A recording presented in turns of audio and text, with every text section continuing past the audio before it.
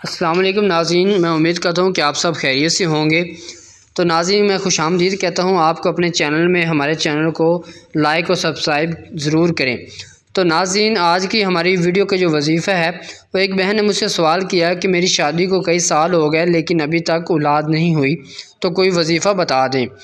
دیکھیں بہن، اللہ تعالیٰ نے انسان میں فطری طور پر اولاد کی محبت رکھی ہے، لیکن انسان کو ناشکری اور احساس کمتری کا شکار نہیں ہونا چاہیے، بلکہ اللہ تعالیٰ کی طرف متوجہ ہو کر دعا مانگنی چاہیے، اور ساتھ ہی ساتھ آپ اپنا علاج بھی کروائیں۔ اور نیک اولاد کے لیے اللہ تعالیٰ سے انبیاء اکرام نے بھی دعائیں مانگی، اور آج میں جو 4 باتیں آپ کو بتانے جا رہا ہوں، اگر آپ یہ کر لیں تو دنیا کی کوئی چیز آپ کو بے اولاد نہیں رکھ سکتی۔ اللہ کے حکم سے آپ کو اولاد ہو کر رہے گی۔ تو آپ نے کرنا کیا ہے، سورت جو میں آپ کو بتانے جا رہا ہوں، سورت انبیاء کی آیات کا ورد کرنا ہے۔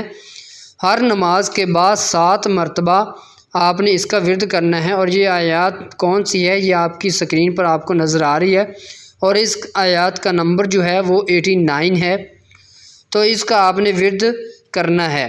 اور دوسرا کام جو آپ نے کرنا ہے وہ ہے استغفار کرنا، کم از کم 100 مرتبہ صبح اور 100 مرتبہ شام کو آپ نے استغفار کی تسبیح لازمی کرنی ہے۔ اور اس کے بعد تیسرا کام جو آپ نے کرنا ہے وہ یہ ہے کہ صلاۃ و حاجت کا اہتمام کرنا۔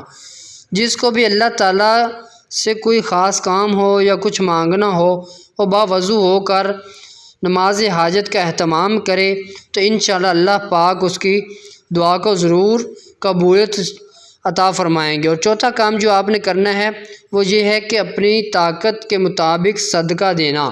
تو صدقہ ویسے بھی صدقہ خیرات کرنے سے جو ہے اللہ پاک ہماری بلائیں مصیبتیں ٹال دیتا ہے۔